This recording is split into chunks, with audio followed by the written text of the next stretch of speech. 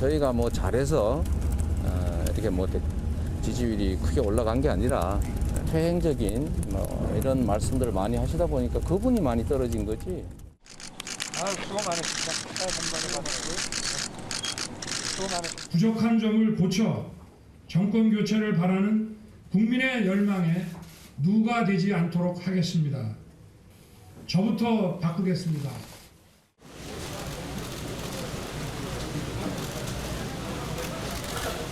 양당 대선 후보들에 대한 의구심이 커져가고 있습니다. 깨끗한 대통령 그리고 유능한 대통령이 되어서 이 나라를 바로잡겠습니다.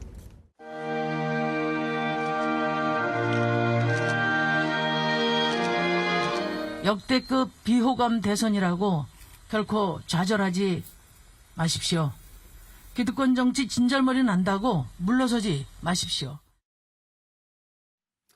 네, 심상정 후보의 모습까지 보셨는데 어제 지상파가 일제히 대선 후보 관련해서 여론조사 결과를 발표했습니다. 특이한 점을 한번 보면은 그동안에는 오차 범위 안에서 두 후보, 이재명 후보와 윤석열 후보가 각축을 벌였다고 하면 어제 조사에서는 오차 범위 내로 이상으로 밖으로 벗어난 것을 좀 볼 수가 있습니다. 이은영 소장님께 좀 먼저 여쭤볼게요. 네.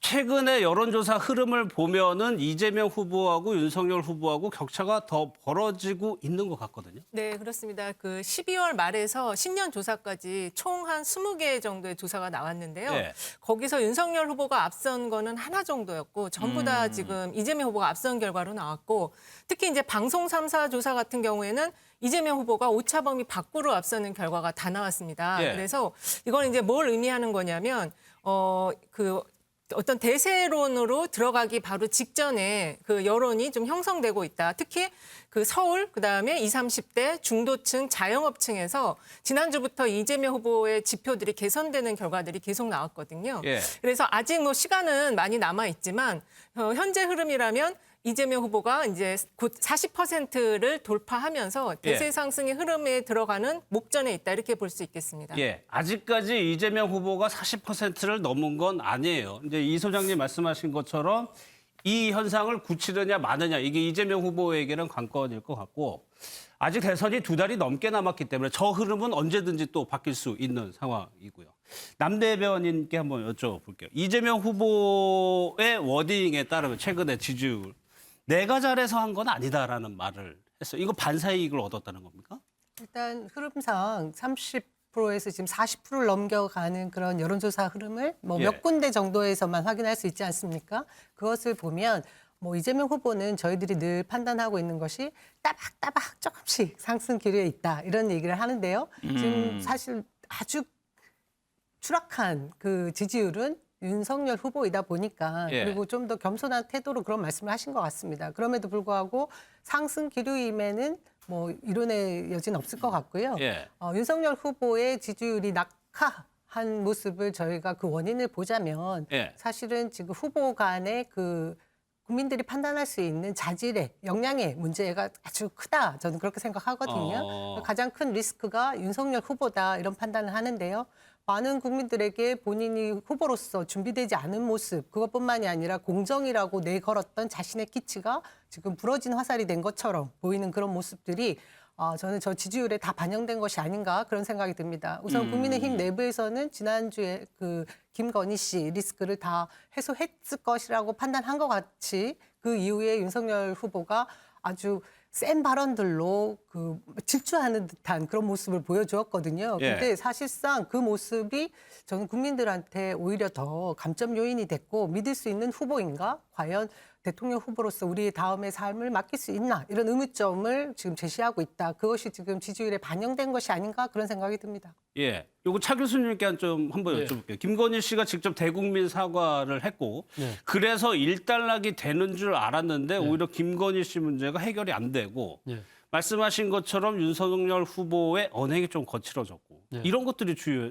원인이었을까요? 그렇죠. 뭐 아무래도 그러니까 지금 뭐 이재명 후보의 그러니까 지금 원팀으로 대변되는 선방 그리고 또 역공 이런 것보다는 저는 윤석열 후보의 자책골 그중에서 그 자책골이라는 부분은 앞서 말씀하신 것처럼 김건희 씨와 관련된 여러 가지 문제에 대해서 빠르게 사과를 하지 못했다. 그리고 또 사과를 직접 본인이 나와서 하긴 했지만 그 사과에 대한 내용 자체가 국민들이 공감하기가 조금 상당히 좀 차이가 있었던 것이 아닐까 그런 예. 부분들. 그리고 지금 윤석열 후보가 지지율이 하락하다 보니까 메시지가 상당히 강해지면서 그렇죠. 상당히 어떻게 보면 조금 이 급성우경화되는 그런 측면들 때문에 소위 말해서 이게 캐스팅 보트를 쥐고 있는 중도층들의 표심하고는 약간은 거리가 난다, 차이가 난다. 이런 부분들이 상당히 지금 그 윤석열 후보의 아마 하락의 가장 큰 결정적인 요인이 아닐까 하는 생각이 드는데요.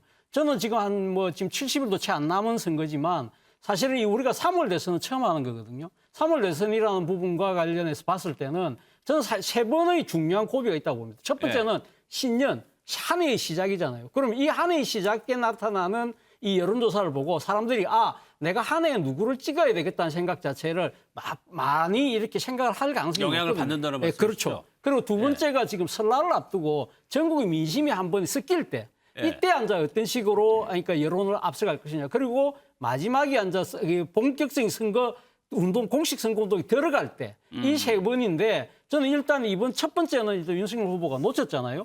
그렇다고 한다면 이 전국 민심이 그러니까 소용돌이 치는 설날 민심 때 어떤 식으로 반전의 모멘텀을 찾아야 되는데 지금 남은 날이 한 달도 채 안 남았어요. 예. 이 1월 달이 정말 중요한 시간이 되지 않을까 하는 생각이 듭니다. 뭐 두 후보에게 다 중요하겠죠. 그렇죠. 다 두 후보에게 다 똑같이 예. 적용되는 말입니다. 근데 김병민 대변인 지금 이재명 후보의 그 원인 분석을 윤 후보에 대해서 원인 분석을 한 거예요. 국민들이 듣기 불편한 퇴행적 말씀을 해서 그렇다라고 분석을 했습니다. 어떻게 생각하세요? 저희가 무슨 말씀을 드릴 수 있겠습니까? 예. 아마도 국민들께서 지켜보시기에는 반드시 좀 정권 교체해서 새로운 나라를 만들었으면 하는 바람들이 많았을 것이고 그 새로운 나라에 대한 기준에는 훨씬 더 높은 바람들이 들어가 있을 거라고 생각을 합니다.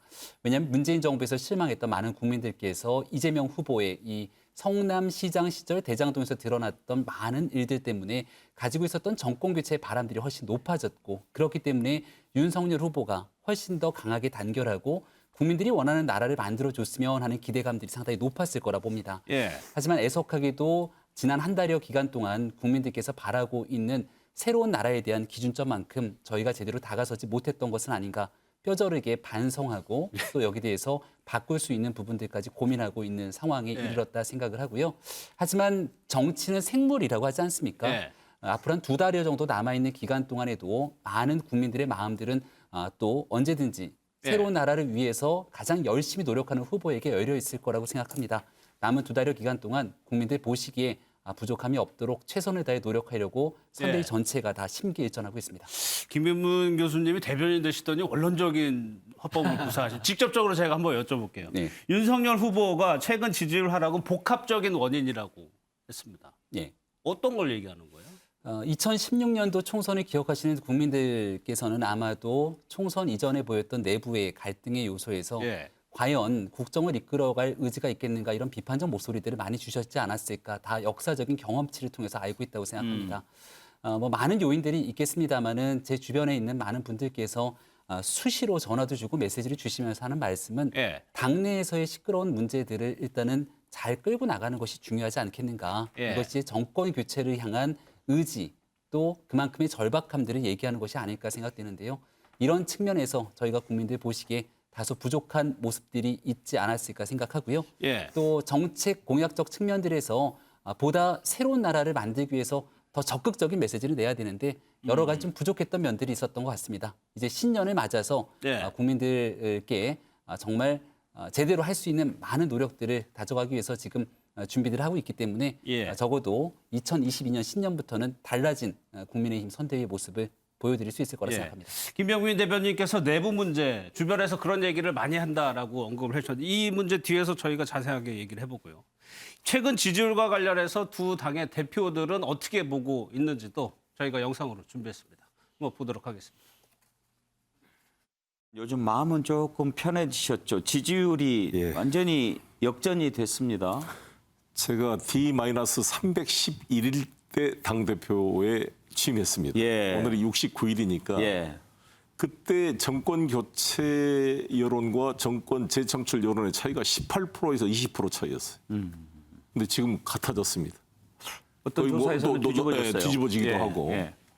선거에서는 항상 표를 얻기 위한, 그러니까 골을 넣기 위한 득표 전략과 그다음에 방어 전략이, 간표 방지 전략이 중요합니다. 그 이후에 모든 선거에서 저희 당의 득표 전략은 없습니다. 득표 전략 없이 그냥 간표 방지 전략으로만 가는 거죠. 어떤 이유에서든지 후보의 지지율이 한 달 사이에 15% 남짓 대부분의 여론조사에 빠졌다라고 한다면요. 국민들이 바라면서 누군가는 책임을 져야 됩니다. 누군가는. 그래서 당대표는 자기 직을 던지겠다고 나갔고, 그런데 아무도 이게 문제다 이야기하는 사람도 없고 책임을 지겠다는 사람도 없습니다. 그러면 그 책임은 범죄 후보한테 갑니다.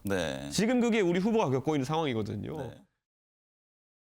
두 당대표가 저희 MBN에 출연해서 최근에 지지율과 관련한 언급을 보셨는데 뭐 피부로 느껴지실 것 같아요. 이준석 대표는 누군가가 책임을 져야 한다라고 평가를 하고 있는데, 이 소장님, 최근에 아까 송영길 대표가 얘기한 게 최근 들어서 정권 교체론에 대한 여론이 좀 줄어들고 있다라고 언급을 했어요. 네, 맞습니다. 실제로도 좀 그렇게 나타납니다. 예, 그 전에는 50% 초반대였는데 최근에 그 정권 교체 의향이 47%. 이번에 그 신년 여론조사 그 나온 것들 봐도 그 정도 선이거든요. 아직은 정권 연장보다는 정권 교체 의향이 더 높아요. 그럼에도 불구하고 윤석열 후보의 지지가 그 전에는 그 정권 교체 의향이 좀 부합하는 수준으로까지 30% 중반에서 그 후반까지 돼 있었는데, 이번에 최근에 나온 여론조사들을 보면 20%대 중반에 지금 머무는 조사들도 나왔거든요. 그래서 그거를 보면은 일단은 아까 이제 김병민 교수님께서 잘 말씀해 주셨지만 그 유권자들이 후보를 볼 때는 준비 정도와 그다음에 리더십을 보는데, 준비 정도는 그 이제 정치권에 진입한 이후에 너무 많은 일일 일망원이라는 게 나와서 준비 정도는 일단 인정을 하는 것 같아요.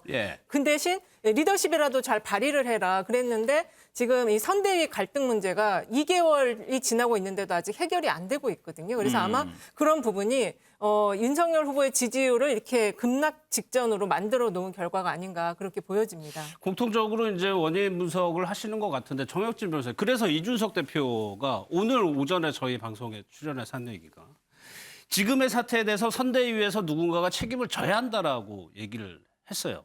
이것이 좀 외곽에서 당대표가 선대위를 좀 흔드는 듯한 모습으로 보일 수도 있고, 아니면은 원인을 분석한 진단일 수도 있을 것 같은데, 정 변호사께서는 어떻게 보세요? 일단 제가 쭉 봤더니 이준석 대표가 한 이야기가 틀린 말은 없어요. 그런데 이거는 그야말로 병 주고 약 주고, 그다음에 그 누구보다도 본인이 책임을 져야 되는데, 제가 봤을 때 그 상임 선대위원장 아니겠습니까?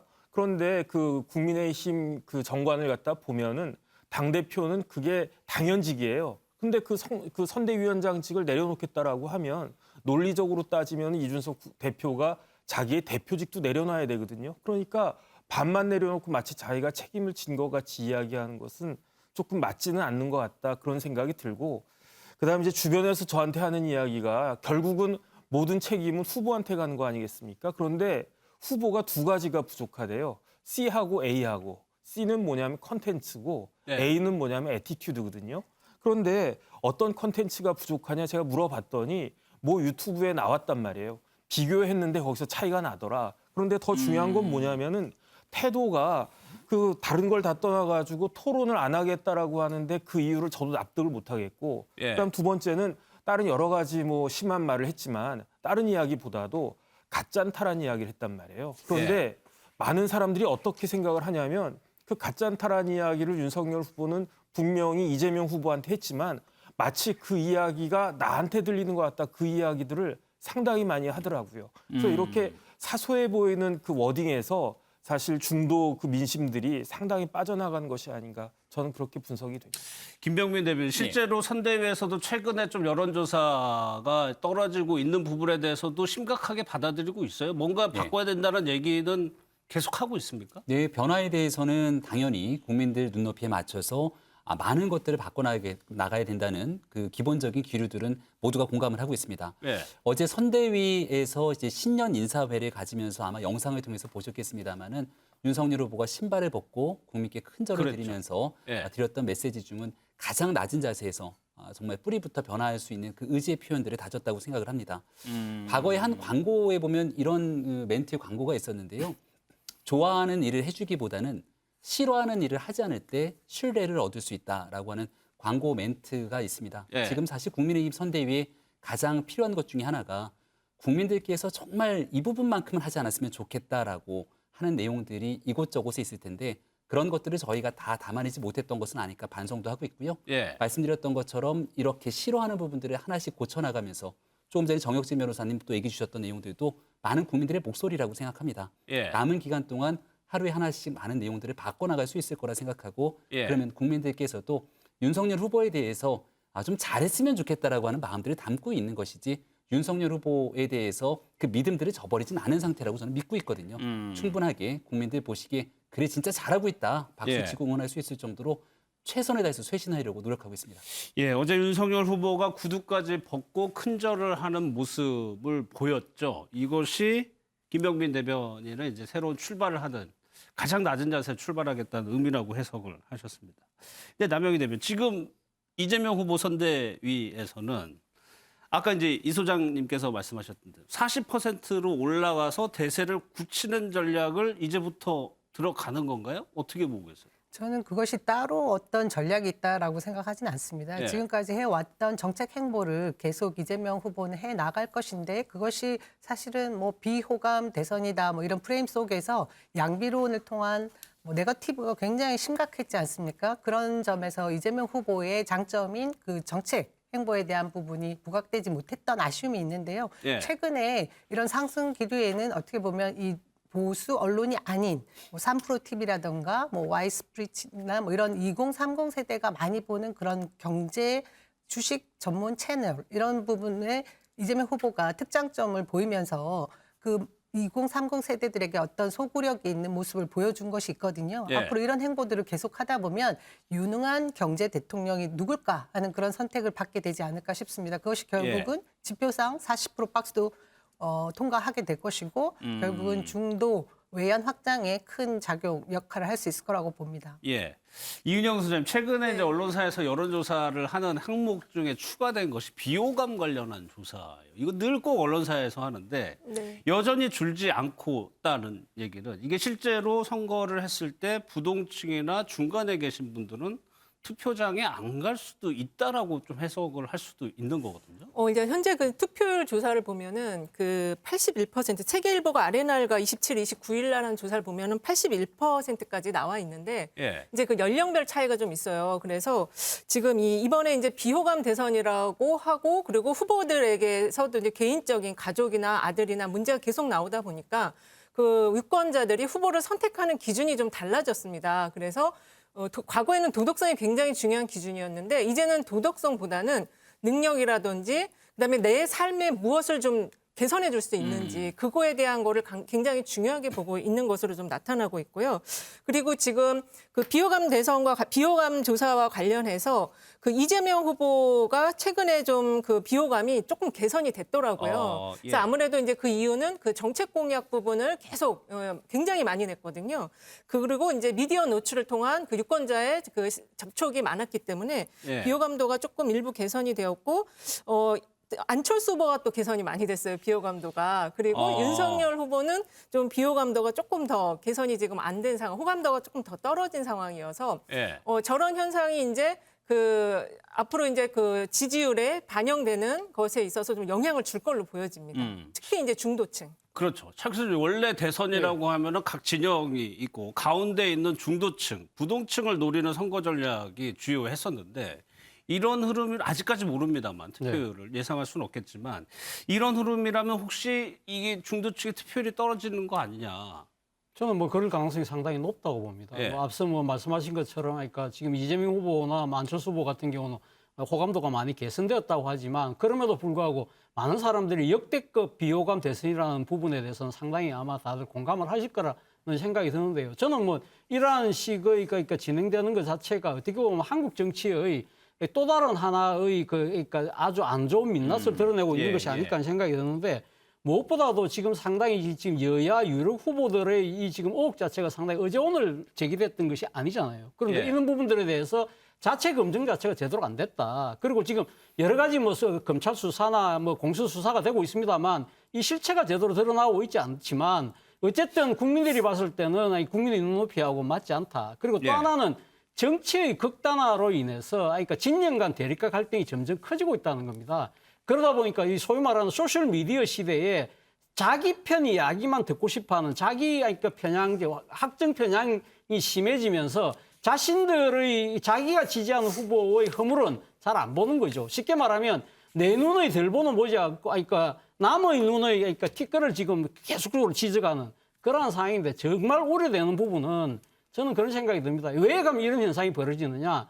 결국은 지금 성자 독식의 대통령 제도라는 이러한 권력 구조 때문에 빚어지는 것이 아닐까 하는 생각이 듭니다. 그러니까 이 대통령 선거에서 지면 다 잃는다는 것이죠. 그렇기 때문에 어느 진영도 그러니까 결국 상대에게 이길 수 있는 후보만 내면 된다. 우리 후보가 약간의 문제가 있다 하더라도 우리 이 후보를 내서 이길 수만 있다고 한다면 그렇기 때문에 소위 말해서 승리 지상주의 뭐 이런 식의 이야기가 계속 되다 보니까 문제는 이렇게 아까 말씀하신 것처럼 만약에 이 중도층들의 그러니까 지금 투표율이 떨어지는 상황에서 누군가가 승자가 된다 하더라도 상당히 정치적 후유증이 상당히 커질 수 있다. 그렇게 될 경우에는 이 선거 과정에서 노정됐던 이런 진영과의 대립과 갈등이 더 증가되면서 국민 통합이라든지 이런 부분들에 있어서 상당한 문제가 생길 수 있다.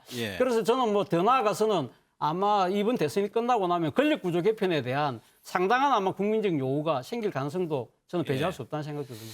누가 집권을 하더라도 이후에도 뭔가 좀 문제 소지가 있는 거 아니냐는 지적인 것 같아요. 남 대변인 뭐 어떤 얘기하시죠? 저는 이 역대급 비호감 대선이라고 얘기하고 있는 그 정치권에 사실 좀 반기를 들고 싶습니다. 사실 이번 대선이 4차 산업혁명 시대를 얘기하는 대한민국의 선도국가로서의 입지를 완전히 다지는 굉장히 중요한 시기의 대선이라는 것을 많은 국민들이 알고 계시거든요.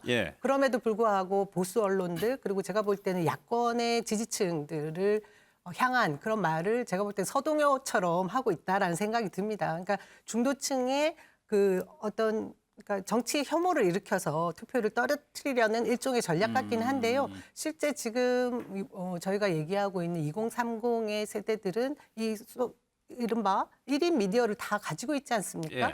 그런 상황에서 비호감 대선이다라고 부르짖긴 하지만 지금 전체의 흐름을 보면 결코 그것으로 뭐 투표율이 더 낮아진다던가 하는 일은 없을 것 같고요. 실제로 제가 아까 박스권에 갇힌 이재명 후보의 지지율을 얘기하는데 이것을 제가 대비해보니까 2012년 박근혜 전 대통령의 경우는 이와 비슷한 다자구도에서 대세론을 형성했다. 뭐 이 정도 66일 남겨둔 순간에 보수 언론들이 그렇게 얘기를 했던 것이 제가 대비가 되더라고요. 이런 점을 보면 각자 비호감 대선이라는 이 선동에 빠지지 않을 이유도 많이 있다. 저는 그 얘기를 꼭 하고 싶습니다. 알겠습니다. 경계심을 보여주셨어요, 대변인께서. 다음은 앞서 저희가 좀 잠깐 짚어드리긴 했지만 국민의힘 내부 상황을 좀 정리를 해봐야 될 것 같습니다. 그 내용으로 넘어가겠습니다.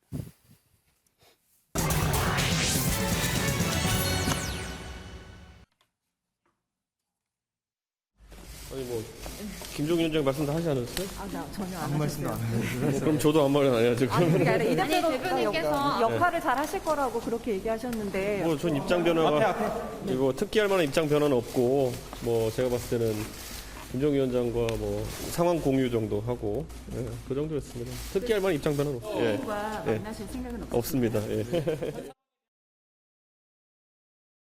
인해서 권한과 의무 책임은 같이 간다고 보는 것인데 제가 뭐 다들 아시는 것처럼 선대위 회의에서 아주 공식적인 내부 회의 자리에서 제기했던 이걸 논제로 해보자라고 하는 것들 그것도 다 어쨌든 거부당했고 그다음에 제가 정당하게 상임선대위원장으로서 내렸던 지시도 사실 항명성 발언으로 부정됐고 그것을 바로잡자는 제 주장도 어쨌든 이것이 민주주의다라는 발언으로 부정되었고 그렇기 때문에 저는 그 안에서 권한이 없습니다. 그렇기 때문에 권한이 없는 자리에 앉아 있는 것은 오히려 저에게 불명예고 그리고 두 번째로는 권한이 없는 사람들이 그 두루 앉아서 있는 선대위에서 무슨 의미 있는 활동을 하겠습니까? 그래서 저는 선대위 그냥 나온 겁니다.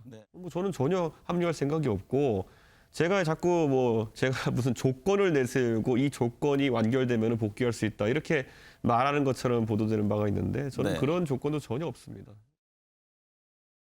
그제하고 오늘 이준석 대표의 인터뷰 내용을 보셨는데 김병민 대변인 글쎄요. 이제 이준석 대표가 선대위로 가는 길은 이제 막힌 겁니까? 뭐 이준석 대표가 당의 대표로 있기 때문에 선거에서 승리하기 위해 당 대표로서의 역할에 최선을 다해주는 것 그것이 제일 중요할 때라고 생각을 합니다. 예. 아마도 꽤 많은 얘기들을 하고 있습니다만은 그 얘기 중에 상당 부분은 당 내부에 관한 얘기들이죠. 사실 민주당 내부를 좀 들여다보게 되면 이 민주당에서 충분하게 문제가 될 수 있을 법한 내용들을 가지고 당대표가 나가서 또 얼마든지 얘기를 할 수 있을 텐데 예. 지금 그런 측면에서 이준석 대표의 발언들을 지켜보시는 국민들 또 당원분들마다 평가는 저마다 조금씩 엇갈릴 수 있을 거라 생각합니다. 예. 그럼에도 불구하고 이 당의 대표에 관한 이 같은 메시지들이 실질적으로 선거대책위원회와 한 몸처럼 유기적으로 움직이지 못하고 있는 것 자체가 지금 현재 국민의힘의 문제가 아니냐는 지적들도 많이 해주고 있기 때문에 예. 이 내용들을 하루속히 좀 풀어야 되지 않냐라고 하는 목소리 귀를 좀 기울이고 있고요. 예. 정치는 앞서 얘기한 것처럼 또 생물이라고도 얘기를 하고 가능성의 예술이라고도 얘기를 하지 않습니까? 과거 이준석 대표 또 윤석열 후보가 갈등이 있는 것처럼 보였지만 울산에서의 회동을 통해서 전격적으로 문제를 풀었던 게 바로 얼마 전의 일이기도 합니다. 예. 이낙연 전 대표와 또 이재명 후보 간의 갈등들이 컸던 것처럼 보이지만 손을 맞잡고 선거를 이끌어가는 것이 정치이기도 하고요. 신년을 맞은 만큼 이준석 대표도 여러 가지 생각이 있을 거라 보고 예. 정권 교체를 위해서 우리가 각자 주어진 위치에서 무엇을 해야 되는지 숙고의 시간들을 가지고 있는 때라고 생각합니다. 아직까지 뭐 가능성을 열어두시는 것 같은데 정혁진 변호사님 지금 선거가 얼마 안 남았고 지금 이 사태가 꽤 길어지고 있단 말이에요. 네네. 그러면은 설령 돌아온다 하더라도 국민들이 대부분 실망한 분들도 굉장히 많을 수 있고 효과가 반감될 수도 있다는 생각이 드는데 이준석 대표 없이 윤석열 후보가 과연 선거를 치를 수 있을까요? 치러도 되는 겁니까? 치러도 되느냐 문제가 아니고 예. 치러야 할 것 같다라는 생각이 들고 지금 후보 입장에서는 결심을 내려야 되지 않을까 하는 생각이 드는데요. 예. 근데 제가 곰곰이 생각해 보니까 수능이 내일 모레인데 아버지가 집을 나간 거예요. 집을 나가가지고 뭐 이상한 짓 하니까 그러니까 아들이 공부를 갖다 해야 되는데 지금 공부도 못 하고 있는 거죠. 예. 근데 국민들 입장에서 보면 그럼 본인이라도 공부 열심히 해야 되지 않겠습니까? 그런데 본인도 공부 안 하고 친구들이랑 호프집 가가지고 술 마시고 있는 거 아닌가? 지금 국민들이 이렇게 생각을 갖다가 하니까 예. 옆집 아저씨가 오히려 직접적 당사자도 아닌데 지금 속이 타고 있단 말이에요. 근데 예. 왜 곰곰이 생각해 보면은 내가 당사자도 아닌데 내가 왜 속이 타지? 지금 이러고 있는 형편이란 말이죠. 그러니까 지금 이 상황을 더 이상 질질 끌면 안 되고 윤석열 후보가 이준석 대표하고 정확하게 이 정도 했으면 안 되겠다 싶으면 과감한 모습을 보여줘야지 이렇게 뭐 두 손 잡고 그런 것들이 오히려 예. 역효과가 날 수 있는 거 아닌가 그런 생각이 듭니다. 그러니까 윤 후보가 직접 나서야 된다는 말씀이시죠? 제가 봤을 때는 이준석 대표하고 관계를 예. 과감하게 결정을 해야 될 것 같아요. 가부간. 그래서 가부간 들어올 거다라고 하면 예. 화끈하게 받든지 아니면 여기서 그냥 화끈하게 끊든지 이렇게 해야지 뭐 서로 간에 대화도 안 하고 전화도 안 하고 이건 뭐 하는 것인지 모르겠어요. 윤석열 후보에 대해서도 이 부분에 대한 질문이 계속적으로 좀 이어지고 있습니다. 영상을 좀 보도록 하겠습니다. 이준석 대표의 문제가 계속 문제가 되고 있어서 이슈가 되고 있어서 여쭙지 않을 수 없는데 어떻게 좀 해결해 나가실지 궁금하고. 그래서 우리 당과 대선을 앞두고 당과 그 선대 조직에서 각자 역할을 최선을 다해서 수행해 나가는 것이 중요하고 모든 분들이 열심히 자기 역할을 잘 해내실 것이라고 서로 믿기 때문에 이렇게 선거운동을 하는 거 아니겠습니까? 그렇게 말씀드리고. 각자 역할을 하면 되는 것이다라고 얘기를 하고 있어요. 차정원 교수님께 여쭤보겠습니다. 저 얘기만 들어보면 이준석 대표와 윤석열 후보의 오늘 저 얘기를 들어보면은 다시 합쳐질 가능성 상당히 낮아 보이거든요.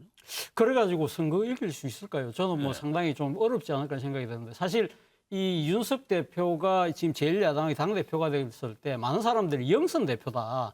그러니까 영선 후보를 당대표로 만든 이유가 뭘까? 그건 아마 여의도 정치 문법으로 대변되는 기존의 그러니까 잘못된 정치 관행을 좀 깨달라는 그러한 바람이다. 예. 그런 식으로 본다고는 새로운 여의도 문법은 쓰고 있는 건 분명해 보여요. 지가 그러니까 당대표하고 후보하고 이렇게 엇박자를 내는 것 자체는 기존의 여의도 문법으로는 도저히 이해가 안 되는 것이죠. 문제는 그 지금 새로운 여의도 그러니까 문법을 쓰고 있는 것 자체가 그 국민의힘 지지층들 입장에서는 억장이 무너지는 그런 상황이라는 것이죠. 그런데 사실 따져보면요. 저는 어떻게 보면 두 사람이 조금 알량한 자존심 싸움을 벌이고 있다는 그런 생각을 지울 수가 없다는 것이죠. 물론 뭐 이준석 대표 입장에서는 섭섭한 점이 많다 하더라도 아무리 자신이 명분을 갖고 있다 하더라도 당대표가 지금 이 정치 평론가적인 자세에서 지금 모든 매체에 나와서 매일적으로 이렇게 이 지금 이 윤 후보에 대한 상당히 어떻게 보면 난사에 가까운 말들을 쏟아붓고 있는 그 자체는 상당히 잘못된 것이 아닐까. 물론 본인이 소소한 점이 있다면 왜 그러면 본인은 윤 후보가 자신에게 와야 된다고 생각합니까? 본인이 왜 직접 찾아가서 담판을 하지 못하죠? 그런 부분들이 있는 것이고요. 저는 그럼에도 불구하고 가장 큰 문제는 윤석열 후보가 있는 것이죠. 윤석열 후보가 최근 있는 이야기에서 당내원과 관련해갖고는 좀 기다려보면 된다. 뭐 이렇게 그러니까 쉽게 말하면 웨이트앤시. 그렇지만 지금 그럴 시간이 있나요? 제가 생각했을 때는 가장 중요한 문제가 이 내용을 빨리 수습하는 문제라고 한다면 본인이 빨리 이준석 대표하고 담판을 저는 지어야 되는 것이 아닐까. 그렇다고 한다면 본인이 그러니까 지금 뭐 상당히 좀 자존심도 굽히고 또 누구는 이런 이야기 하더라고요. 이번에 또 그러니까 이준석 대표를 또 어떻게 합의를 이뤄냈는데 또 뛰쳐나가면 어떻게 또 뛰쳐나가면 또 잡으러 가면 되죠. 그러니까 왜 우리가 이 유비의 그 상고초리를 이야기하고 한신의 고사를 이야기합니까? 목표가 있다고 한다면 그 당사자는 어떠한 것을 다 감내하면서도 목표를 향해서 간다. 그러한 부분들이 저는 필요한 자세가 아닐까 생각합니다. 앞서 저희가 CG로 좀 보여드렸는데 이준석 대표 인터뷰에서 윤석열 후보가 어떻게 하면 이길 수 있느냐에 대해서 가만히 있으면은 이길 수 있다. 김병민 대변인께 계속 여쭤보게 되네요. 이런 저런 발언들이 좀 선대위에서 보기에는 좀 아픈 대목입니까? 뉴스가 사실 윤석열 후보가 갖고 있는 강점들을 충분히 소개하고 민주당이 실수하는 측면이 있으면 그 실수에 대해서 따끔하게 꼬집는 게 선거의 기본이겠죠. 하지만 앞서 설명드렸던 것처럼 이 뉴스의 상당 부분이 당내의 내용으로 쏟아지게 된다면 이를 지켜보고 있는 유권자들 입장에서는 답답한 마음을 금할 길이 없을 겁니다. 이준석 대표도 가지고 있는 생각들이 복잡하겠죠. 저도 오랜 기간 동안 이준석 대표를 알고 지냈고 또 이준석 대표가 선대위직을 그만두고 나가기 전까지만 하더라도 윤석열 후보와 단둘이 가까이서 많은 이야기들을 하고 있는 것을 바로 옆에서 함께 지켜본 적도 상당합니다. 충분한 소통의 과정들을 겪어왔지만 선대위 회의에서 있었던 이 일들이 도화선처럼 터져나가면서 문제가 조금 더 증폭된 것이 아닌가 생각되는데요. 국민들 보시기에는 이게 정권 교체를 원한다는 정당의 입장에서 그토록 큰 문제인가? 라고 의구심을 가질 수도 있을 거라고 생각합니다. 정말 현재 있는 문재인 정부의 문제가 심각하고 또 이재명 후보가 그간 보여줬던 국민들에게 전혀 신뢰를 주지 못하거나 앞서 제가 잠깐 얘기 드렸던 대장동 문제들처럼 혹시 이재명 정부가 탄생하게 된다면 우리 국민들의 삶에 치명적인 문제가 발생할 거라고 생각하고 있다면 우리 정당이 어떤 길들을 걸어야 되겠는지 국민들께서 지금 더 따끔하게 회초리를 들고 질책을 주는 거라고 생각을 합니다. 그런 모습들 잘 알고 있기 때문에 여기에 대해서 이준석 대표도 마찬가지고 선대위도 더 열심히 노력해서 방안을 찾아 나가겠습니다. 사실 이재명 후보 같은 경우 지난주에 이낙연 대표하고 같이 처음으로 공식 일정도 가졌고 좀 상반된 모습을 보이고 있는 상황이란 말이에요. 저희가 뒤에 통합 얘기 잠깐 하겠지만 이제는 중도층까지 아우르는 모습을 준비하고 있는 것 같아요. 이재명 후보는.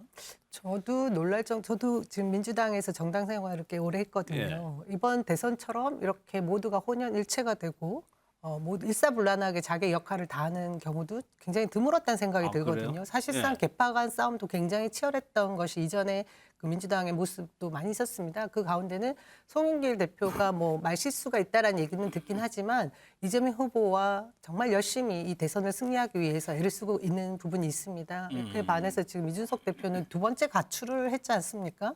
저는 그걸 보면서 처음에 저희가 그 여의도 문법을 완전히 바꿔놓는 영선의 30대 제1야당의 대표가 될 때 엄청난 희망과 함께 박수를 보냈거든요. 근데 위협도 느끼셨죠. 근데 최근 이런 일련의 과정들을 보니까 윤석열 후보의 그 리더십의 문제가 첫 번째 요인이긴 하지만 이준석 당대표도 본인 스스로 제1야당의 대표의 그 적합한 그런 책무를 다 해야 되는 부분이 아쉽다는 생각이 들고요. 그에 반해서 지금 더불어민주당은 모두가 너무 열심히 잘 뛰고 있다는 생각이 드네요. 너무 대비해서 또 그렇게 말씀해 주시면 제가 이 얘기를 하려고 그 질문을 드렸었는데 홍준표 전 대표입니다. 그러니까 이낙연 전 대표는 같이 후보하고 공식 석상에서 정책을 얘기하는 모습을 보였어요. 그런데 홍준표 전 대표는 최근에 이제 지지율을 비상이라고 표현을 하면서 또 비판을 하는 듯한 모습을 보이고 있습니다. 이게 이은영 소장님 최근에 워딩을 한번 찾아보니까 윤 후보 지지율이 앞서 저희가 조사해서 20%대로 내려왔단 말이에요. 그걸 두고 탄핵대 지지율로 내려왔다. 그때 홍준표 대표가 얻었던 지지율 득표율하고 비슷하다고 평가를 했어요. 네, 맞습니다. 24% 정도였고 지금 방송 3사 조사에서 그 윤석열 후보 받은 게 26.7 정도거든요. 그래서 여기서 더 아래로 내려가지 말란 법이 없어요. 그리고 지금 가장 큰 제가 볼 때 윤석열 후보의 가장 큰 지금 약점이 뭐냐면 선거 경험이 적다는 겁니다. 이 전국 단위 선거를 안 해봤기 때문에 그 전에 그 컨벤션 효과가 후보가 되고 나서 컨벤션 효과가 났을 때는 양강구도에서 50% 넘는 조사까지 나왔었거든요. 그래서 아마 선거는 이미 다 끝난 거 아닌가 생각했을 수도 있어요. 그런데 대선은 절대 그렇지가 않습니다. 마지막 투표 전날까지도 표심이 이동을 하거든요. 그렇죠. 예. 근데 그거를 너무 지금 간과하고 있는 것 같고 이준석 대표가 지금 미디어 노출을 굉장히 많이 하고 있어서 피로감이 있다라는 얘기도 있지만 예. 그 하는 말을 보면 틀린 말은 없는 것 같아요. 그리고 그 기본적인 선거 전략에 있어서 윤 후보와 좀 시각 차이가 아주 크게 있는 것 같거든요. 일단 윤핵관 문제, 그다음에 그 이준석 대표가 지지를 끌어모아낸 이대남과 반하는 어떤 여성 인사들의 영입, 그리고 지금 마지막에 이제 지금 단일화와 관련한 것도 좀 시각이 많이 다른 것 같아요. 그래서 이게 풀리지 않으면 상당히 지금 국민의힘은 굉장히 어려운 상황에 처해 있다. 그렇게 좀 볼 수 있겠습니다. 홍준표 대표가 이런 얘기도 했어요. 만약에 윤 후보가 대선에서 질 경우 누가 책임을 져야 되느냐에 대해서 총괄본부장이라고 답을 했다고 하는데 정혁진 변호사님, 네. 총괄본부장이 굉장히 중요한 역할을 하면서 콕 집어서 얘기를 했단 말이에요. 그런데 그게 무슨 의미가 있겠습니까? 그거는 누구 책임이냐. 안 되는 조직은요. 어떤 문제가 발생을 하면 이게 누구 책임이냐 그걸 따져요. 그러면서 이게 조직이 망가진다고요.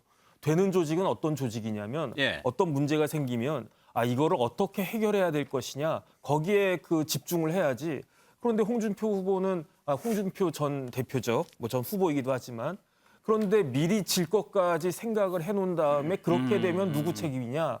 이거는 패배하기 전에 뭐가 있는 거냐면 패배주의가 있다는 거거든요. 그게 제가 봤을 때 패배주의를 갖고 있는 국민의힘에서 어떻게 승산이 있겠는가 그런 생각들을 하지 않을 수가 없는 거죠. 그러니까 다 서로 그냥 입이 있다고 한마디씩 하시는데 그거는 제가 봤을 때 국민의힘 자체가 지금 문제가 심각하다. 저는 그렇게 봅니다. 김종인 위원장과 홍준표 대표하고도 좀 장외에서 설전을 벌이고 있는데 김종인 위원장이 이제 홍준표 대표에게 방관자적 자세라고 지적을 하니까 여기에 대해서 홍준표 전 대표가 방자하다라고 표현을 했어요. 이게 차재원 교수님, 국민의힘 지지자들 입장에서 저런 모습을 좀 보고 있으면 지금 다 모두가 뭐 동원되고 같은 마음으로 해도 모자랄 판에 좀 안타깝다는 생각이 들 수도 있을 것 같아요. 지난 대선 때 홍준표 후보가 후보였지 않습니까? 그때 한 이야기했습니다. 대선에는 지게 짝대기라도 그러니까 필요하면 갖고 와야 된다고 이야기를 했는데 아마 홍준표 전 대표 입장에서 본다고 한다면 상당히 자신처럼 상당히 정치적인 경험과 경륜이 많은 사람을 이렇게 내두고 있는 이런 상황 자체가 조금 이해가 잘 되지 않을 거라는 생각이 들고요. 그리고 무엇보다도 지금 김종인 총괄 선대위원장이 물론 홍준표 전 대표를 꼭 찍어서 한 이야기는 아니지만 방관자적 이야기를 하면서 상당히 자신을 겨냥한 이야기한 부분들에 대해서 상당히 문제를 제기할 수밖에 없는 상황이 아닐까라는 생각이 드는데요. 저는 그런 생각을 해봅니다. 그러니까 지금 그 홍준표 전 대표 입장에서는 사실은 지금 아까 총괄 본부장이라고 해서 저는 아마 총괄 선대위원장인 김종인 위원장을 지금 겨냥한 거라고 봅니다만 궁극적으로는 윤석열 후보에 대한 섭섭함을 애둘러서 이야기하고 있는 것이 아닐까라는 생각이 듭니다. 사실은 저는 지금 이 국민의힘 선대위가 뜰 때요. 많은 사람들이 김종인 총괄 선대위원장을 중심으로 한 김종인 매직을 이야기했을 때 저는 사실은 그거보다 더 필요한 건 드림팀이 아닐까. 예를 들면 아까 지금 민주당이 보여주고 있는 것처럼 지금 이재명 후보와 이낙연 전 대표와의 그런 아주 조화 또 추미애 전 대표와의 관계 그리고 박용진 의원 김두관 의원 전부 다 지금 다 한 팀이 돼 있잖아요. 그런데 지금 사실은 지금 국민의힘은 완전히 김종인 총괄위원장한테만 지금 다 맡기는 식으로 가는 그러한 상황에서 지금 가장 중요한 당의 자원이라고 할 수 있는 아까 홍준표 전 대표, 유승민 전 의원 이런 분들이 다 지금 배제돼 있거든요.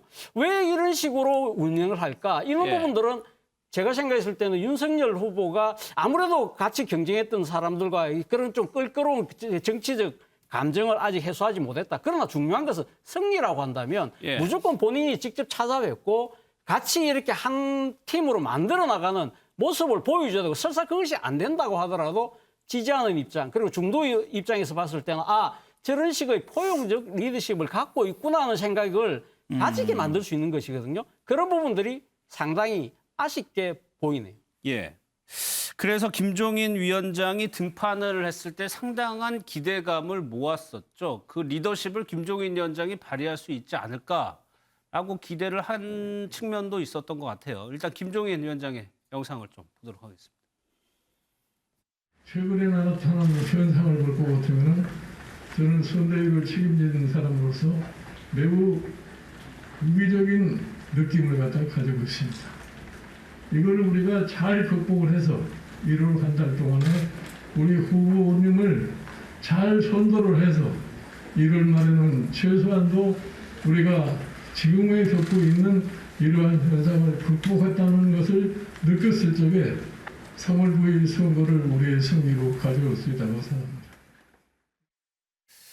김종인 위원장 스타일이 원래 조금 되게 여유 있는 모습을 많이 보였는데 오늘 인터뷰를 보니까 매우 위기라는 표현을 했습니다. 굉장히 이례적인 표현을 쓴 건데 김병민 대표. 예.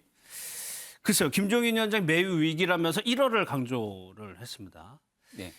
어떤 점이 가장 위기라고 김 위원장은 느끼고 있는 겁니까? 여론조사 지표가 얘기를 해주고 있지 않습니까? 예. 그리고 시간 한 60여일 정도 남은 기간이기 때문에 이 1월의 골든 타임에 잘 살려낼 수 있는지에 대한 여부에 따라서 3월 9일 대통령 선거 결과가 달라질 거라고 보는 것이고요.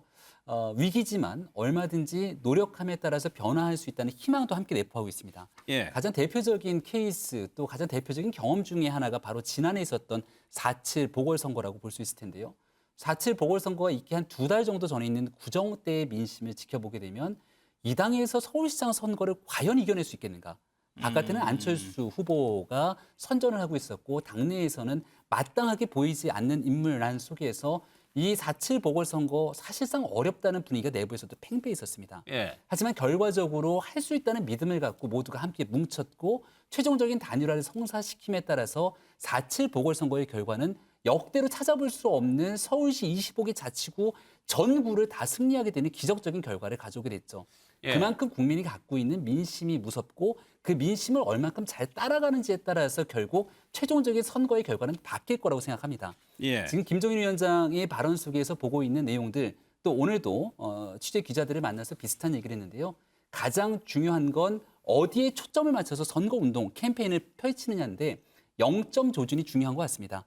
이 지금 우리가 가져가야 되는 국민들이 어떤 방식으로 새로운 나라를 생각하고 있는지 오직 국민의 초점을 맞추고 네. 변화시켜 나가려고 하는 의지와 노력들을 보이게 된다면 충분하게 남은 기간 동안 해낼 수 있다는 믿음을 갖고 선대위가 함께 노력하고 있습니다. 계속 노력한다는 말씀을 김종인 대표 하시네요. 나오셔가지고. 그런데 오늘 이제 김종인 위원장의 발언 중에 정혁진 변호사님. 네네. 좀 달라지나 하고 이제 포인트를 잡을 수 있는 부분이 후보의 메시지나 모든 연설문을 직접 관리하겠다. 김종인 위원장이 했습니까? 후보나 선대위나 캠프에 나가는 모든 메시지를 본인이 확인해서 내보내겠다는 건데 이것이 선대위가 조금 바뀔 수 있는 하나의 계기가 될 수 있을까요? 일단 첫 번째로 지금 윤석열 후보가 본부장 이야기가 나왔었단 말이에요. 네. 본인 부인 장모. 거기에다가 제가 봤을 때 하나가 더 붙었어요. 당 본부장. 당까지 문제가 있었는데 그런데 부인과 장모 문제가 제대로 해결이 되지 않았음에도 불구하고 부인과 장모 문제는 뒤로 쏙 들어갔어요. 왜냐하면 본인의 말실수가 너무 컸거든요. 그래서 아까 말씀드렸지만 토론 안 하겠다, 가짜anta 이런 이야기도 있었지만 확정적 중범죄라고 하는 이야기도 저는 굉장히 심각하다고 봤습니다. 왜냐하면 이거는 그 검사도 해서는 안 될 말이거든요. 이거는 대법원에서 확정이 돼야지 중범죄가 되는 것인데 그런데 확정적 중범죄자라는 말을 한다라고 하는 것은 굉장히 이거는 헌법의 그 무죄 추정의 원칙에도 반하는 법조인으로서 하기 어려운 그런 이야기를 했단 말이죠. 그래서 여러 가지 이런 식의 그 말실수들이 많았다라고 하는 것을 아마 윤석열 후보가 인정을 한 것이다라고 하면 그나마 만시지탄이지만 다행이고 그렇기 때문에 지금부터 제대로 된 그러한 워딩이 나오는지를 한번 지켜보겠다 이런 생각은 알겠습니다. 남 대표님 하나 더 여쭤보고 차 교수님. 그러면서 김종인 위원장이 그런 얘기를 했어요. 1월에는 다시 이재명 후보와의 정상적인 경쟁 관계로 돌아온다고 확신한다라고 얘기했거든요. 김종인 위원장의 활약이 있을 거라고 보세요? 크게 기대가 안 되는 것이요. 김종인 위원장께서 바로 본인께서 메시지 관리하겠다 하고 그 말 떨어지게 무섭게 오늘 윤 후보자가 게임산업협회와 매체와 인터뷰했던 말 중에 논란이 되니까 바로 후보의 의견이 아니다 이러면서 선도에서 말을 바꾼 게 있었어요. 게이머들의 의견이 아닌 게임 업체를 두둔하던 그런 쪽의 메시지였는데요.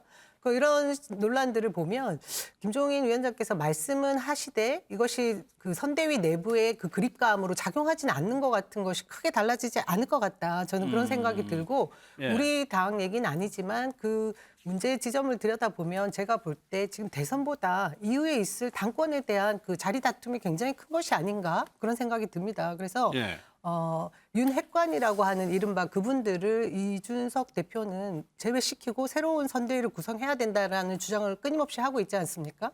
그것이 반영되지 않는 상태에서 김종인 총괄 선대위원장 혼자서 저런 말씀만 하지 달라지는 어떤 행동도 따라주지 않으니까 제가 보기에는 당분간 쉽지 않을 것 같고요. 말씀하신 대로 이재명 후보와 동등한 위치에서 어떤 경쟁이 되려고 하면 저는 윤석열 후보가 다른 핑계 대지 말고 국민들 앞에 토론을 같이 했으면 좋겠습니다. 정책 대결로 나아간다면 아까 말씀하신 대로 비슷한 경쟁 관계가 되지도 않을까 그런 생각을 해보게 되네요. 알겠습니다. 차 교수님 어떤 얘기하세요? 저는 오늘 김종인 총괄 선대위원장 이 말은 저는 정말 정치적 실언이 아닐까 하는 생각이 듭니다. 그러니까 본인이 직접 메시지 연설문 직접 관리하겠다는 이야기는 그동안에 그러니까 윤석열 후보의 그런 발언과 메시지 자체가 완전히 틀렸다는 이야기거든요.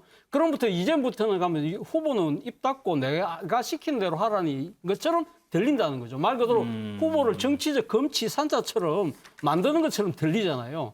저는 이런 부분들은 상당히 잘못됐다. 차라리 만약에 진짜 바꾸고 싶은 마음이 있다고 한다면 앞으로 지금 이제 윤 후보가 하는 여러 가지 메시지나 말이 사람들에서 바뀌었네? 왜 이래 바뀌었지? 이렇게 돼야지 윤 후보의 생각은 바뀌지 않은데 그러니까 만약에 바뀌고 난 뒤에 사람들이 저거는 김종인 위원장의 메시지지 윤 후보의 메시지라고 생각할 것 같아요? 그렇지 않다는 것이죠.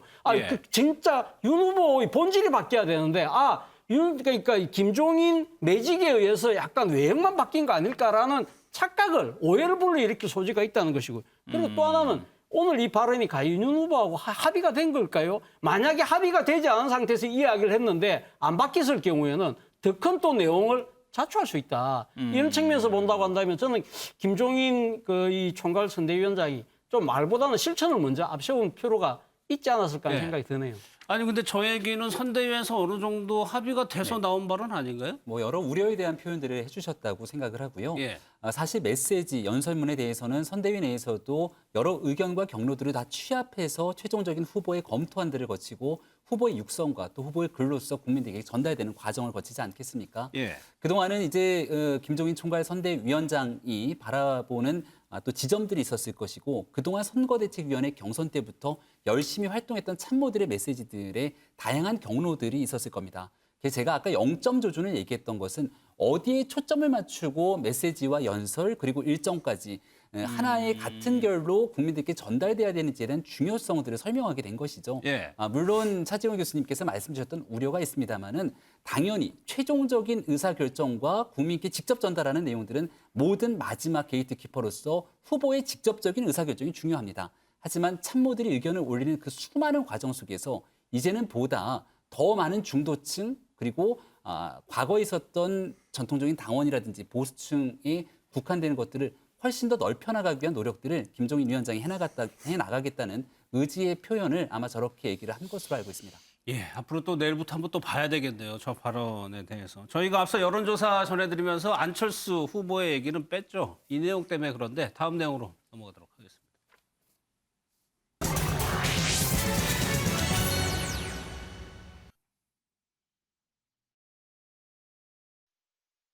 대한 가능성은 여전히 없다고 보시는지 저는 생각하고 있지 않습니다.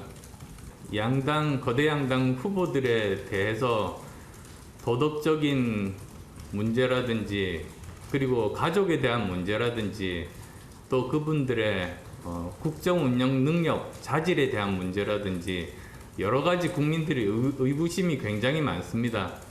그러다 보니까는 지금 대선 60여일을 남겨두고 지금도 부동층이 역대급으로 가장 많지 않습니까?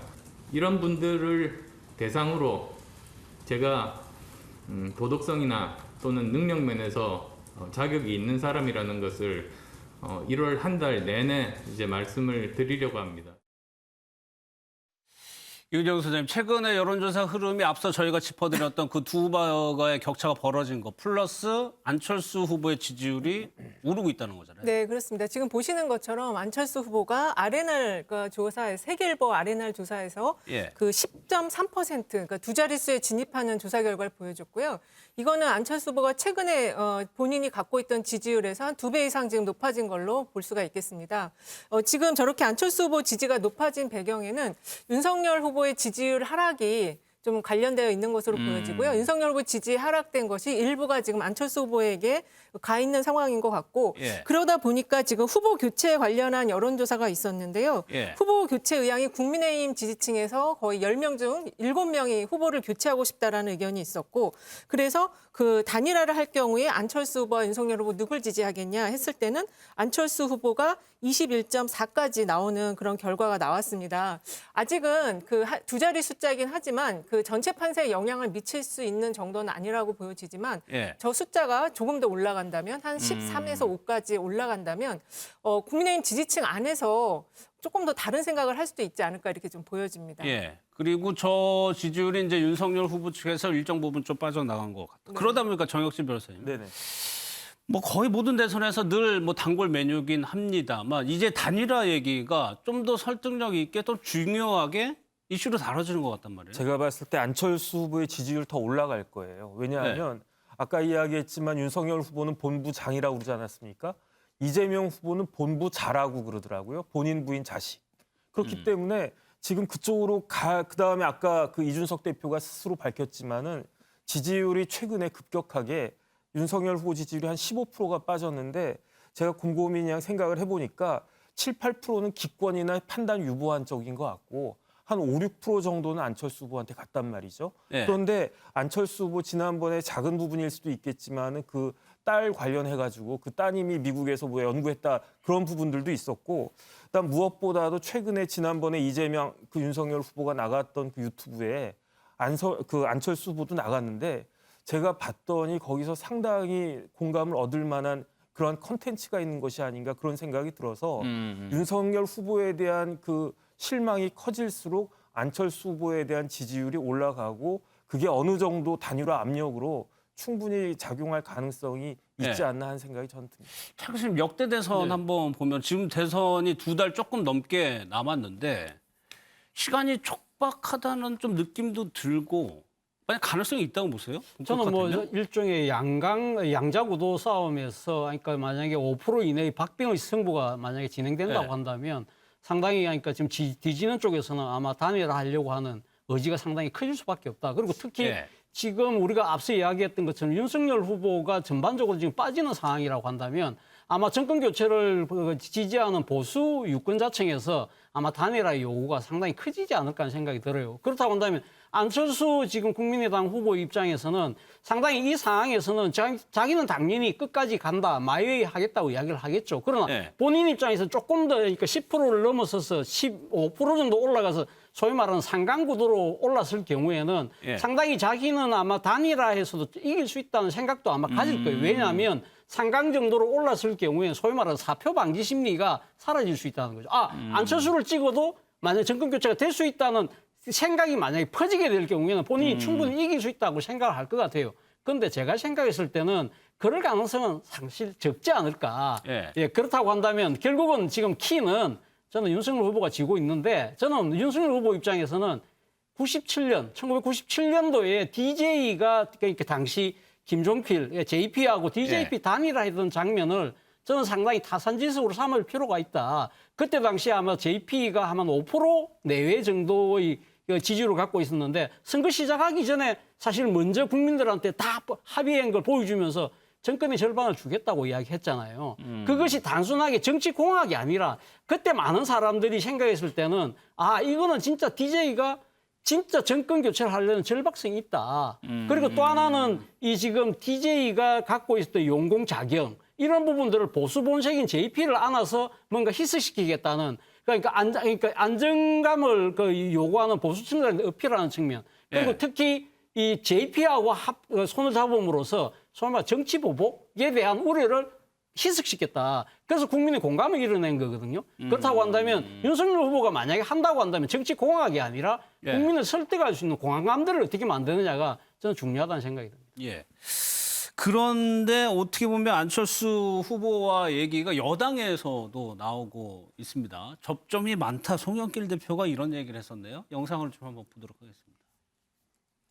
특히 과학기술 분야에 있어서 안철수 후보의 지적은 들을 게 많고 참고할 게 많다. 그래서 저는 안철수 후보가 주장하는 과학기술 강국 대한민국의 아젠다를 우리가 수용하겠다. 그래서 이재명 후보가 과학기술 부총리제 도입을 비롯해서 과학기술 공약을 발표하는데 그 내용이 안철수 후보 주장과 훨씬 더 가깝다. 그러니까 평생 검사만 하시던 윤석열 후보께서는 상상력이 부족해서 안철수 후보의 아젠다를 수용하기는 부족함이 있고 이재명 후보가 훨씬 잘 조화가 될 것이다. 이런 주장을 하고 있습니다. 발전과 우리 국민들의 삶을 더 낫게 만드는 데 필요한 정책이라면 연원을 따지지 않겠다. 누가 주장했느냐, 이론적 근거가 뭐냐를 따지지 않겠다는 말씀을 드렸고 실용내각이라고 할 수도 있겠고 또 통합정부라고도 할 수 있을 텐데요.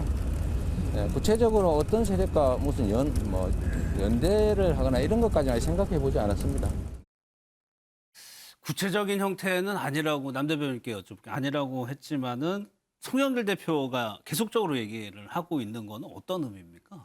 아까 제가 말씀드린 것처럼 송영길 대표는 이번 대선 승리를 위해서 누구보다 열심히 뛰고 계시지 않습니까? 그런 어떤 송영길 대표가 스스로 가지고 계신 어떤 구상의 한 부분이다. 저희는 그렇게 생각하고 있고요. 실제로 안철수 대표는 저희 구애에 별로 좀 호응하지 않지 않습니까? 그런 점에서 당 전체의 기류는 아니다. 저는 그렇게 말씀드리고 싶고요. 이재명 후보가 토론회에서 말씀하셨던 이런 통합정부에 대한 방점은 제가 볼 때는 그 이후에 더 많은 의미 부여를 해야 될 것 같은데요.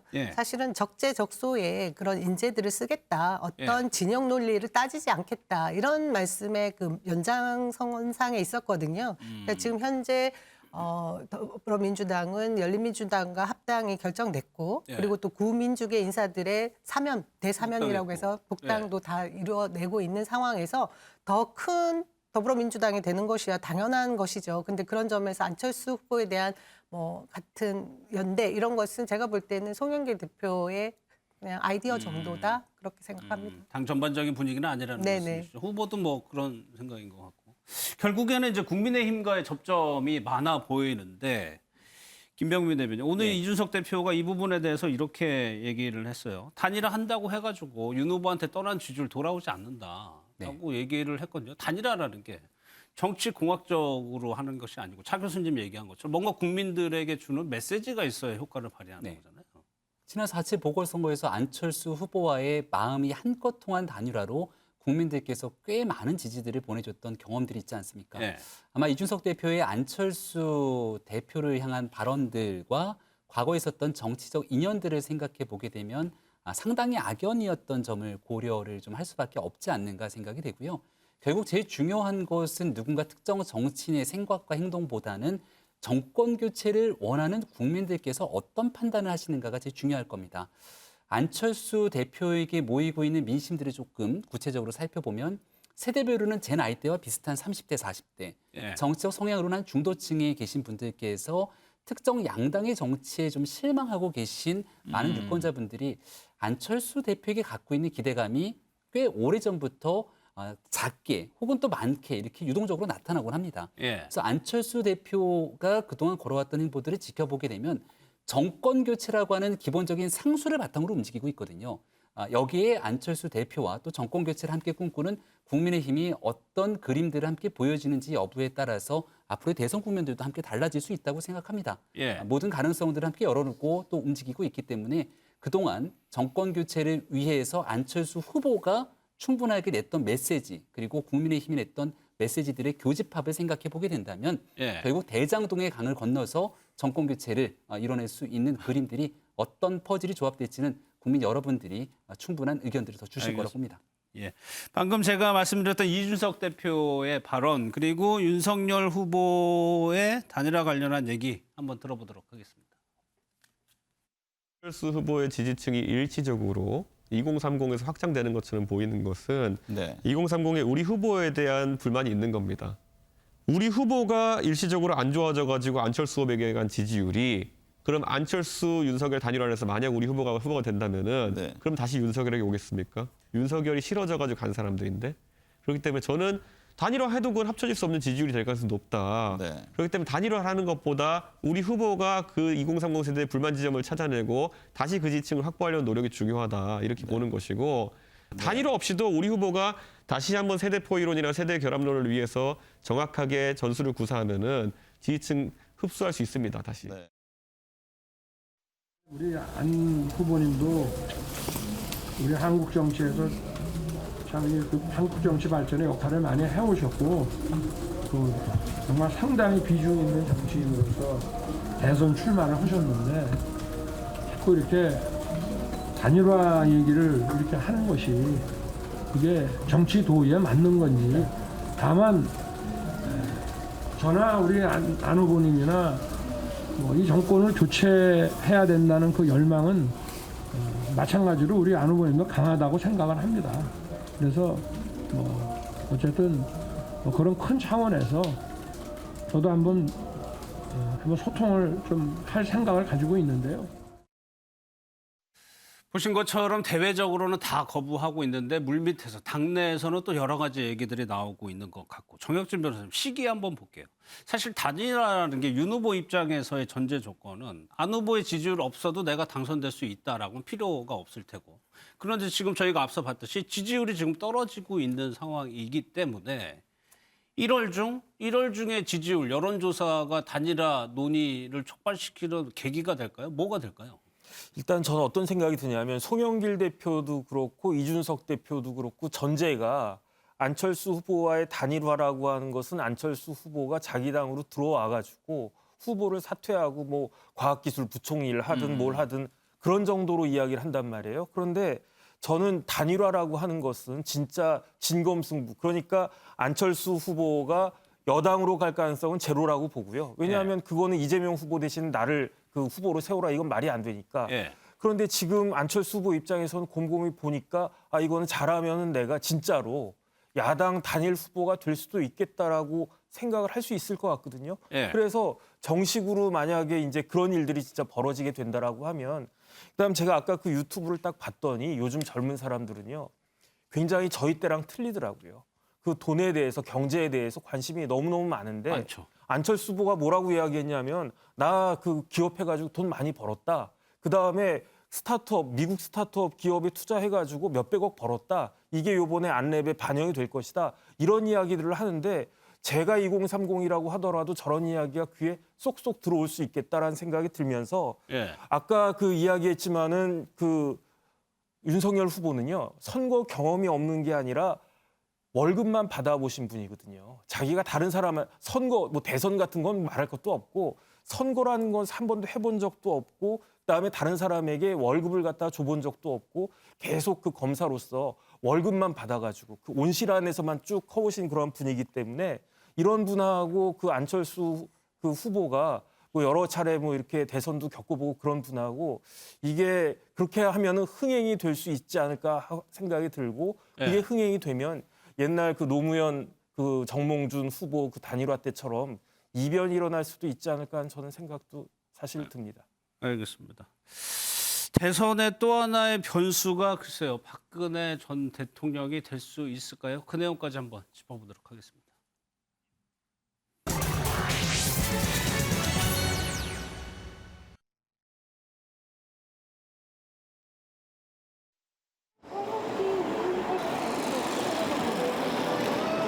박근혜 대통령님 힘내십시오. 박근혜 대통령님. 박근혜 대통령님 잘 견뎌주시고 이겨주셔서 정말로 감사합니다. 여러분 시간이 다가오고 있습니다. 함께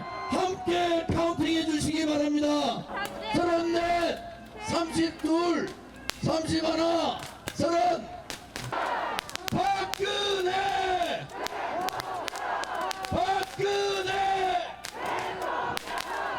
박근혜 대통령께서 사회명으로 국민격투로 오셨습니다. 진실과 정의의 승리입니다.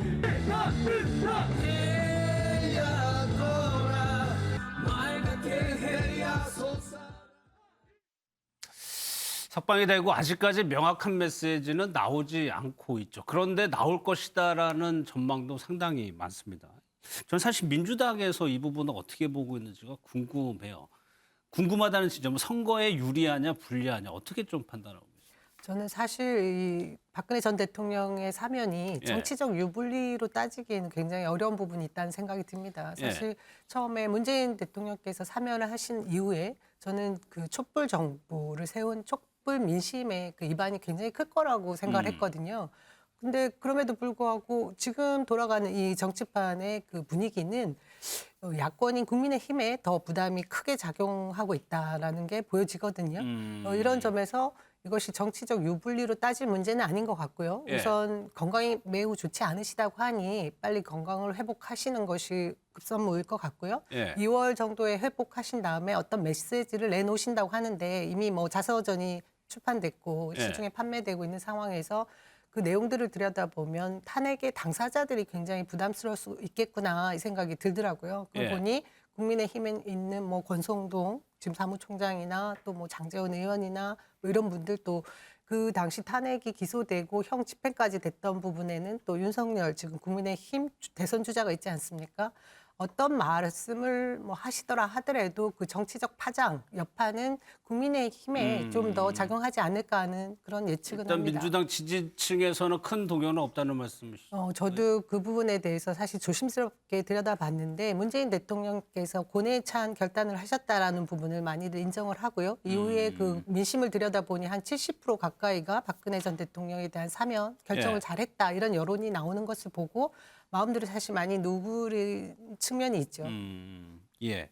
이 부분에 대해서 이준석 대표는 아주 고도화된 정치 메시지를 낼 거다라고 예상을 했습니다. 그 얘기를 한번 좀 직접 들어보겠습니다.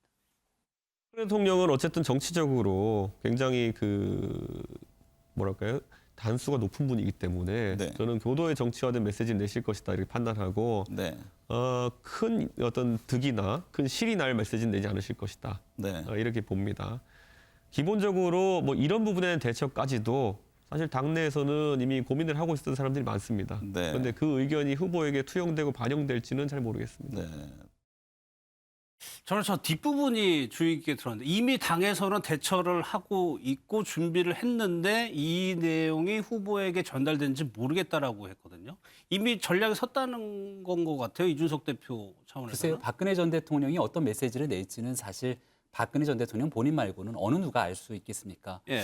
이준석 대표 본인 스스로도 박근혜 전 대통령 때문에 정치를 시작했고 또 박근혜 전 대통령 탄핵 과정에서 다소 굉장히 좀 부정적인 인식의 위치에 처해져 있었기 때문에 박근혜 전 대통령에 대하고 또 박근혜 전 대통령에 대해서 얘기하고 언급하는데 상당히 조심스러운 측면이 있을 겁니다. 예. 아마도 이 전직 대통령의 탄핵을 거치면서 한국 정치의 아픈 역사라고 불릴 수 있을 정도의 여러 가지 어려움들이 우리 정치사를 다 뒤덮었고 이제 사면을 통해서 국민 통합의 과정을 거치고자 하는 국민들의 마음에는 변함이 없을 거라고 생각을 하고요.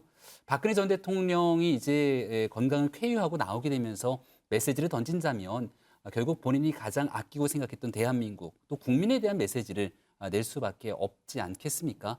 아마도 지난 갈등들을 좀 극복하기 위해서 기존에 있었던 정치인들이 이 내용에 관련돼서는 조금씩 말을 좀 아껴야 될 때가 아닌가 저는 이렇게 생각합니다. 예.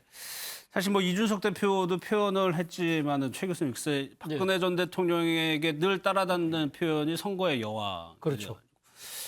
유영하 변호사는 2월 초에 메시지를 낼 거라고 얘기를 했어요. 그러면 글쎄 박 전 대통령의 생각을 저희가 알 수는 없겠지만. 그렇죠. 뭐 우리가 뭐 속단하기는 힘듭니다만 유영하 변호사가 이야기한 것처럼 직접 국민에게 감사 인사를 할 거다. 그래서 그 시점이 아마 태어나는 날이라고 한다면 그게 아마 2월 2일이니까 상당히 선거에 임박한 한 달 정도 남짓한 시간에 아마 뭔가의 메시지를 낸다고 한다면 저는 상당히 어떻게 보면 지난 총선 때 냈던 메시지 있습니까? 야, 거대 야당을 중심으로서 뭉쳐라. 그런 식으로 아마 방점을 찍을 가능성이 높다. 왜냐하면 예. 본인이 지금 나름대로 하니까 지금 정치적으로, 아니, 법적으로 지금 모든 게 다 해결됐지만 그러나 본인이 지금 이 자신에게 주어진 모든 의혹들이 가짜고 선동에 의한 것이라고 지금 이야기를 하나도 혐의를 인정하지 않고 있거든요. 역사의 심판에서 한번 승부를 겨뤄보겠다는 입장이기 때문에 아마도 정권 교체에 방점을 찍을 가능성이 높다. 그렇다고 해서 그것이 과연 윤석열 후보에게 도움이 될까? 저는 그것은 조금 퀘스천 마크를 갖고 있어요. 왜냐하면 사실 2016년 그 지금 탄핵 국면 때 연인은 몇 천만 명의 그 국민들이 촛불을 들었던 이유가 뭡니까? 예. 그 부분에 대해서 단 하나도 인정하지 않는 이러한 태도에 대해서 윤석열 후보가 박수를 칠 때 그것이 과연 표에 도움이 될까요? 그런 생각이 들지 않습니까? 그리고 특히 윤석열 후보가 지금 박근혜 대통령에 대한 여러 가지 이야기를 하는 거, 자신이 지금 수사했던 부분에 대해서 내가 당시 공직을 맡고 있었기 때문에 어쩔 수 없었다는 식으로 이야기하는 부분들이 있잖아요. 이런 부분들을 이준석 대표가 그런 이야기를 하거든요. 본인이 이 자리에 온 것이 공정한 수사를 한 그것 때문에 이 자리까지 왔는데 본인이 피의자와 관련된 부분에 대해서 약간 주저주저하는 모습을 보이는 것 자체가 어떤 도움이 되겠냐는 식의 이야기를 했는데 저는 사실 그 말이 상당히 윤석열 후보가 좀 새겨들어야 될 대목이 아닐까라는 생각이 든다는 겁니다. 예.